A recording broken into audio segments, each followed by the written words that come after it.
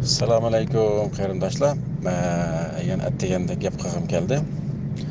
Uyg'ur qonuni deganni Sharq Turkiston qonuniga o'zgartish taklifi yoki yangilash taklifi yoki yangidan qonun chiqarish to'g'riliq gaplar talashyapti.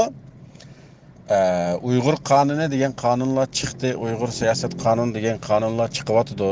Har xil foydasi bo'ladi har odamlarga.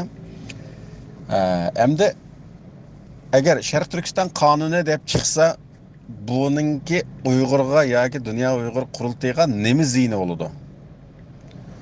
Sharq Turkistondagi Xitoydan boshqa millatlarning hammasi bu qonundan foydalansa, chet eldan panoh tilash imkoniga erishsa yoki bo'lmaydi tashkilotlardan moddiy yordam olish imkoniga erishsa, o'zining zulm uchirganligini isbotlab turib chet ellarda panoh tilash yoki ishlarni osonlashtirishga yeshil chiroq yiqilsa, Sharq Turkiston xalqi deb turib, Uyg'urdan boshqa millatlarga bu qonunning foydasi tegsa, dunyo Uyg'ur qurultiyiga nima ziyon bo'ladi?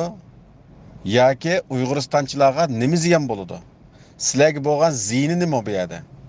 Nima uchun buni tanqidlab ketisizlar? Nima uchun qarshi chiqisizlar? Bo'pti, sizlar yaxshi kunga erishdinglar, Uyg'urda yaxshi kunga erishdinglar, panoh tiladinglar, qechdinglar, qutuldinglar.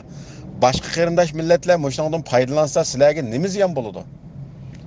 Sharq Turkiston qonuni deyish orqali bu yerdagi kallasi ishlamaydigan bangvash, go'shvash odamlar Sharq Turkiston desa, Xitoymi bundan foydalanib ketadi deb. Sharq Turkiston degan yerda Xitoy degan gap yo'q. Xitoy o'zining vatani bor, Jungo deydigan. Jungodagilar Jungolik deydi, shuni Chaynalik deydi ularni. Nima uchun bu yerdagi boshqa millatlar foyda ko'radigan bir narsadan Xitoylar foydalanib ketadi deb Xitoyni qo'shib olasizlar? Qachondan beri Xitoy Sharq Turkistonda qo'yib qoldi? Qarindoshlar, siyosat o'ynamanglar.